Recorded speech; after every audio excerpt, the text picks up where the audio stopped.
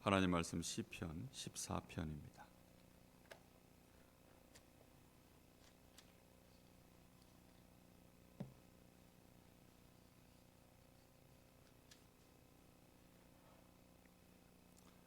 시편 14편 1절부터 7절까지 제가 봉독하겠습니다. 어리석은 자는 그의 마음에 이르기를 하나님이 없다 하는도다. 그들은 부패하고 그 행실이 가증하니 선을 행하는 자가 없도다. 여호와께서 하늘에서 인생을 굽어 살피사 지각이 있어 하나님을 찾는 자가 있는가 보려 하신즉 다 치우쳐 함께 더러운 자가 되고 선을 행하는 자가 없으니 하나도 없도다. 죄악을 행하는 자는 다 무지하냐. 그들이 떡 먹듯이 내 백성을 먹으면서 여호와를 부르지 아니하는도다. 그러나 거기서 그들은 두려워하고 두려워하였으니 하나님이 의인의 세대에 계심이로다. 너희가 가난한 자의 계획을 부끄럽게 하나 오직 여호와는 그의 피난처가 되시도다. 이스라엘의 구원이 시온에서 나오기를 원하도다. 여호와께서 그의 백성을 포로된 곳에서 돌이키실 때에 야곱이 즐거워하고 이스라엘이 기뻐하리로다. 아멘. 오늘 말씀 제목은 어리석은 자입니다. 시편 14편 1절 말씀은 사실 많이 인용되어지는 말씀이죠. 어리석은 자는 그 마음에 이르기를 하나님이 없다 하는도다. 이 말씀으로 많이 인용되는 말씀입니다. 근데 어리석은 자가 지구상의 가장 위험한 자입니다. 세상에서 가장 악한 자가 누군지 압니까? 그 마음에 하나님을 인정하지 않는 사람입니다. 하나님이 없다 하면 그때부터는 이제 온갖 악이 벌어지는 것입니다. 왜냐하면 그 마음에 하나님과의 끈이 완전히 끊어진 상태이기 때문입니다. 그러면 그때부터는 온갖 악함에 사단에게 사로잡혀서 그때부터는 별의별 이상한 짓을 다해놓고도 그게 죄악인지도 모르고 죄의식도 갖지 않고 죄책감도 없습니다. 여러분, 공산주의자들이 언제 일어난 줄 압니까? 세계 2차 대전 이런 큰 전쟁이 언제 일어난 줄 압니까? 유대인들을 학살했던 히틀러 같은 인물들이 언제 일어난 줄 압니까? 다 이 르네상스 이후에 인문주의 학문이 발전하면서부터입니다. 사실상 중세 시대를 통과하면서 종교 전쟁이 굉장히 극심했었죠. 그 이후에 우리가 더 이상 하나님 하지 말자. 그러면서 이제 정말 인간 중심의 학문이 퍼져나오기 시작한 것입니다. 하나님을 인정하지 않는 학문, 하나님이 아예 필요 없다고 하는 학문. 이제 그 이후로 많은 이상한 사상을 가진 자들이 나오게 된 것입니다. 여러분, 공산주의자들이 얼마나 많은 사람들을 학살하는지 여러분 역사 속에서 보셨죠. 무기 만든다고, 핵 만든다고 지금도 사실상 근대의 역사 속에서도 감춰져 있어서 잘 모를 뿐이지 실상 아는 사람은 이제는 다 알지 않습니까? 얼마나 많은 사람들이 이 사람을 죽이는 무기 만들겠다고 굶어 죽고 있는지 모릅니다. 우리의 마음속에 우리가 혹시 내 영적인 상태가 하나님과 연결되어 있지 않다. 그럼 우리의 영적인 상태는 결국은 어디로 연결됩니까? 나도 모르는 사이에 사단에게 잡히게 되어 있습니다. 이 사울왕 같은 사람들, 악신에게 잡혀서 잡힐 수밖에 없는 것이죠. 많은 바리새인들, 아예 예수님 얘기했습니다. 너희는 너희 아비 마귀에게서 났으니. 이 사람들은 하나님 앞에서 행하는 사람들이 아니에요. 하나님의 이름을 부르는데도 하나님께 연결되어 있는 자들이 아닙니다. 이 사람들이 얼마만큼 위험합니까? 여기 말씀에 보면 그들은 부패하고 그 행실이 가증하니 선을 행하는 자가 없도다. 그러면서 이들이 무슨 짓을 합니까? 선을 행하지 않는 게 문제가 아니라 이들이 4절에 보니까 죄악을 행하는 자는 다 무지하냐. 그들이 떡 먹듯이 내 백성을 먹으며 여호와를 부르지 아니하는도다. 얼마나 많은 사람들을 죽이고 빼앗고 살인을 저지르고 얼마나 많은 악행들이 일어났는지 모릅니다. 그러나 이것만이 문제가 아닙니다. 교회를 다니는 자들 중에도 사실상 그 영적인 상태가 하나님을 인정하지 않는 사람들이 굉장히 많습니다. 신학자들 중에도 굉장히 많습니다. 여러분, 신학자들 중에 사단의 존재를 인정하지 않는 자, 천사들의 존재를 인정하지 않는 신학자들 많습니다. 우리 다락방에 공격받을 때 그것 때문에 공격받았습니다. 그러다 보니까 사실상 이 사람들이 영적인 존재들을 인정하지 않는데 성령에 대해서 알겠습니까? 하나님에 대해서 알겠습니까? 하나님은 가까이 계시지 않는다는 거예요. 하나님은 지금 이 일에 관여할 분이 아니라는 겁니다. 저 멀리 계시는 분, 막연하게 계시는 분, 실제로 나와 함께하지 않는 분, 너무너무 멀리 있는 것입니다. 이렇게 되어지면 법은 멀고 주목은 가깝죠. 하나님은 너무 멀리 계시고 내가 지금 이 일을 저질러도 사실상 하나님이 이 일에 대해서 물을 때에는 너무 오래 걸린다는 것이죠. 보통 사람들이 이렇게 하지 않습니까? 법을 좀 아는 사람들은 법을 이용해서 질질 끕니다. 송사를 질질 끌고 그렇게 해서는 공소시효를 넘기거나 아니면 자기에게 지금 중요하게 유리하게 뭔가를 지금 진행해 나갈 때 그 기간 시간을 벌어내는 것입니다. 그러고서는 이제 자기가 원하는 것을 얻고 난 뒤에는 그 다음에는 뭐 이래든 저러든 상관없다는 것이죠. 그런 식으로 하는 것처럼 마치 하나님도 그런 분인 것처럼 하나님은 아무것도 계산하지 않고 계시고 하나님은 아무것도 모르는 것처럼 그래서 하나님을 무능한 하나님인 것처럼 그렇게 알고 있는 신자들이 너무나도 많습니다. 그들이 숨어서 무슨 짓을 합니까? 그들이 자기의 이권이 왔을 때는 또 어떤 짓을 합니까? 저는 회의할 때 사람들이 이것저것 자기 자존심 문제를 놓고 또 싸움이 벌어졌을 때 그때 보면요 그들의 인성이 다 보입니다. 말은 그렇게 하지 않아요. 앞에서 이것 때문에 이건 이래야 되고 저건 저래야 되고 그러면서 말은 합리적으로 합니다. 그런데 그 속에 숨은 생각들은 이미 빤히 다 보이거든요. 조금만 겪어보면 다 그 사람에 대해서 압니다. 조금만 겪어보면 지금 이 흐름이 뭔지를 다 알아요.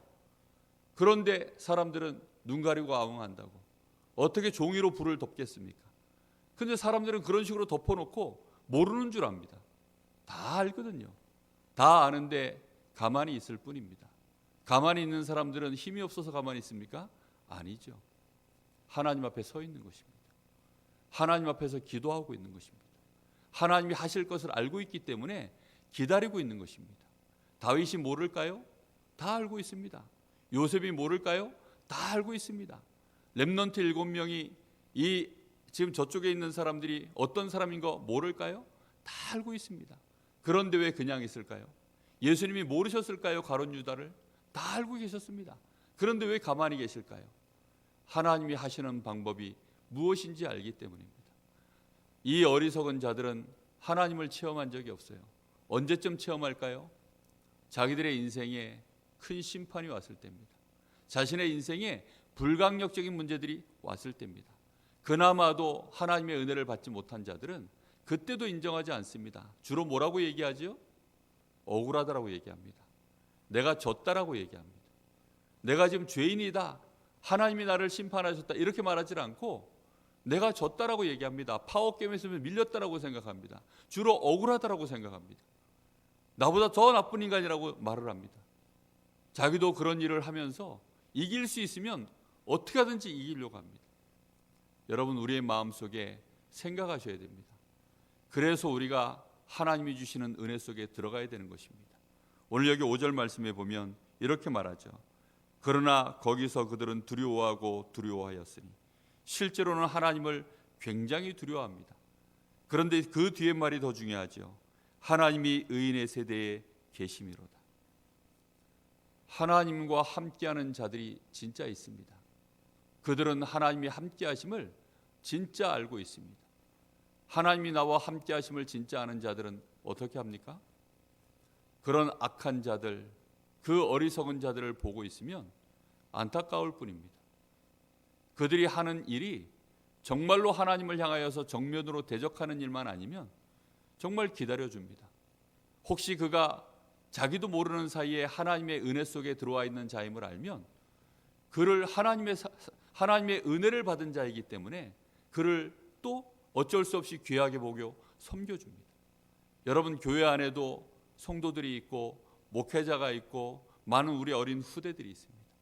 교회 안에는 천차만별의 사람들이 많이 있습니다. 그들 가운데는 예수님 분명히 얘기하셨죠. 양이 있고 염소가 있다. 교회 안에는 참목자가 있고 거짓 목회자가 있다. 그렇습니다. 얼마든지 그렇게 되어져 있어요.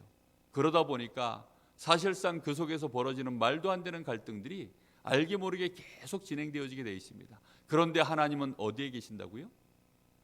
의인의 세대 속에 계심이로다. 시편 1편을 보면 저는 시편 1편의 말씀이 그냥 지나쳐지질 않습니다. 복 있는 사람은 그 마음에 여호와가 즐거워서 여호와의 말씀을 주야로 묵상하는 자다. 악인들은 어떻다고요? 그렇지 않으며 의인들은 그들이 행하는 모든 일이 다 형통하리로다. 그런데 악인들은 그렇지 않으며 어느 날 그것이 그들이 추구해서 쌓아놓은 것들, 그들이 힘이라고 생각하는 것들 전부 어떻게 됩니까? 바람에 나는 겨와 같도다. 그렇습니다. 실제로 그건 힘도 아니에요. 잠시 자기들이 이긴 것처럼 보이고 잠시 자기들이 뭔가를 얻은 것처럼 보이지만 시간이 지나고 나서 보면 바람에 나는 겨처럼 다 날아가서 살펴보아도 없게 되어집니다. 여러분 우리의 마음속에 그래서 기도하셔야 됩니다. 저는 요즘 이 8가지 복, 이 말씀을 묵상하면서 정말 많은 것들을 하나님이 새롭게 생각하게 하십니다. 하나님이 너무나 많은 부분들을 제 마음속에 알게 하고 계셔요. 여러분 우리는 정말로 하나님께 축복을 받아야 됩니다. 여러분 복이라고 하는 개념이 세상에서는 설명을 못해요. 제가 이렇게 저렇게 사전들을 찾아보는데 복에 대해서 설명을 못 해냅니다. 그런데 하나님의 말씀인 성경에만 정확하게 복에 대해서 말하고 있습니다. 여러분 복이 무슨 뜻인지 압니까? 여러분 이게 히브리어로도 이 뜻이 나와 있지만 성경 전체에 흐르는 복이라는 개념이 있어요. 그게 뭐냐면 창조의 원리대로 돌아가는 것입니다. 그게 복이에요. 하나님이 정하신 대로 하나님의 뜻대로 움직여지는 것, 그게 복입니다. 악인들은 악한 마음을 갖고 하나님이 없다 생각하기 때문에 자기들이 힘을 키우면 되고 자기들이 막 이 단체를 만들고 그렇게 해서는 뒤에서 앞에서 이렇게 저렇게 하면 그게 될 줄로 알고 막 밀어붙이지만 결국은 그게 안 됩니다. 여러분 특히나 누구를 못 이기는 줄 아십니까? 복 있는 자를 못 이겨요. 복 받은 자를 절대로 못 이깁니다. 왜지요? 하나님이 그 사람을 축복하시기로 마음 먹으신 거예요. 하나님이 그와 함께 하시면 결국은 하나님이 그 중심으로 돌아가서 모든 것을 원래대로 돌이켜 버리십니다. 그런데 이 악인들은 의인들이 누군지를 모르죠. 악행을 일삼는 자들, 의인이 아닌 연약한 자들을 짓밟고 지금까지 그들이 써먹었던 방법대로 하면 지금까지 계속 이겨왔으니까. 그래서 교회도 그렇게 하면 되는 줄 알아요. 그래서 복음 가진 전도자도 그렇게 밟으면 되는 줄 압니다. 그러나 교회는 그렇지 않습니다. 누가 함께 하십니까? 여호와께서 의인의 세대 속에 함께 하시기 때문에 시간이 지나면 결국은 이상하다. 저것들이 왜 안 무너지지? 이상하다. 저것들은 왜 안 없어지지? 작은 교회라 할지라도 별것 아닌 어린아이처럼 보인다 할지라도 절대로 하나님이 함께 하시기 때문에 이길 수가 없는 것입니다. 저는 로마 황제 네로가 했던 그 말이 지금도 그래서 기억이 나요. 어째서 저 기독교인들은 저렇게 죽이는데 없어지질 않냐. 정말 네로가 죽여도 엄청 많이 죽였거든요. 그런데도 없어지질 않아요. 결국은 네로는 미쳐서 죽어버렸죠. 우리가 아셔야 됩니다. 우리의 마음속에 내 심령 속에 혹시 어리석음이 깃들어 있지 않는지. 마귀는 우리를 속입니다. 마귀는 끝까지 우리를 속입니다. 그래서 우리를 어리석게 만듭니다. 창세기 3장 사건이 시작되어진 것이 결국은 그래서 시작된 것입니다. 지혜 중에 최고의 지혜, 지식 중에 최고의 지식이 무엇입니까? 여호와를 경외하는 것이 지식의 근본이라 그랬습니다. 여러분, 진짜 참된 지혜와 지식은 하나님을 인정하는 것에서부터, 더 나아가 하나님을 경외하는 것에서부터 진정으로 시작되어집니다. 거기서부터 시작되어진 믿음, 거기서부터 시작되어진 많은 내 삶의 선택들, 그것이 우리의 삶을 결국은 축복으로, 형통함으로 인도하게 되는 줄로 믿습니다. 사람들은 힘쓰면 되는 줄 알고 강제로 밀어붙이고 강제로 문을 열어 제끼고 결국은 강제로 그렇게 막 해보지만 그렇게 되는 것 아닙니다. 분명히 우리의 마음속에서, 그래서 우리가 이 믿음을 가지고 기도를 시작하는 것입니다. 우리가 기도할 때 이런 억울함 저런 억울함, 우리가 이거 필요합니다 저거 필요합니다, 사실은 그런 기도 절대 안 하셔도 됩니다. 우리의 마음속에서 하나님을 인정하시고 하나님이 나와 함께 하심을 진짜로 감사하시고 그것 때문에 평안을 누리고 계시면 그 자체가 모든 응답의 문이 열려지는 하나님의 역사가 실제로 일어나는 시간인 줄로 믿습니다. 하나님이 우리의 사정을 다 알고 계시고 저 악인들이 어떤 악행을 행하는지 다 알고 계시며 우리의 억울함을 하나님은 다 알고 계십니다. 진정으로 우리의 영적인 상태가 나도 모르게 혹시 어리석음에 묶여있는 것 있다면 그것이 상처일 수도 있고 그것이 나도 모르게 지난날 가지고 있었던 여러 가지 억울함일 수도 있고 눌려있는 생각일 수도 있고 율법적인 생각일 수도 있고 별의별 생각들이 많이 있을 것입니다. 그런 어리석음에서 오늘 하나님 앞에 다시금 나를 세워서 하나님이 과연 의로운 세대 중에 함께 하신다고 하셨는데 그 축복을 확인하고 응답받고 다시금 평안을 회복하시고 하나님 앞에 감사하는 저와 여러분 되시기를 예수 그리스도 이름으로 축복합니다. 기도하겠습니다. 하나님 감사합니다. 우리가 하나님을 진정으로 인정하고 하나님을 경외하기까지가 얼마나 많은 연단이 필요한지 하나님이 아시기에 하나님은 우리에게 많은 악인들의 손도 허용하시고 세상에서의 삶도 허용하시며 때로는 사단이 시험을 걸어오는데도 하나님은 그것을 보고 계실 때가 많음을 깨닫게 하옵소서.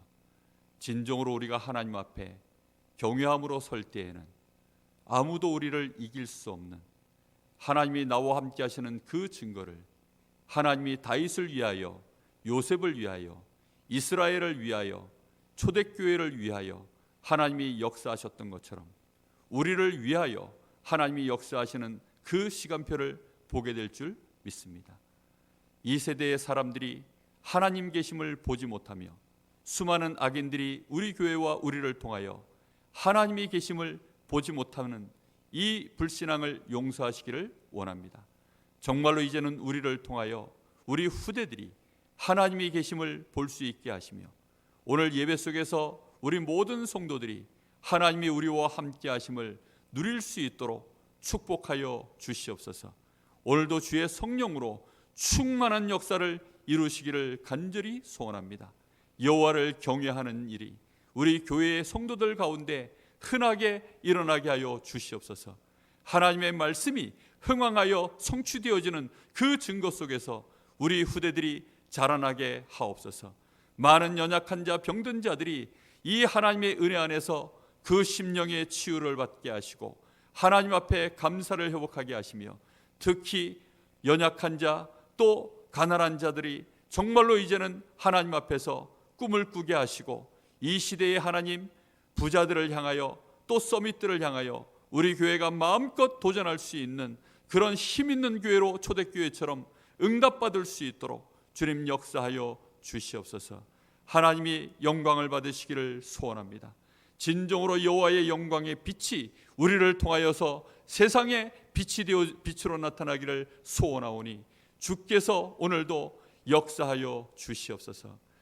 지금은 우리 주 예수 그리스도의 은혜와 우리 아버지 하나님의 크신 사랑하심과 성령님의 내주인도 역사하심이 진실로 의인들의 세대 속에 함께 하시는 하나님의 이 축복을 가지고 어리석은 자들의 그 악한 도전 앞에 하나님의 영광의 빛을 드러낼 우리 사랑하는 하나님의 사람들 머리 위에 이제와 영원토록 함께 계실지어다. 아멘.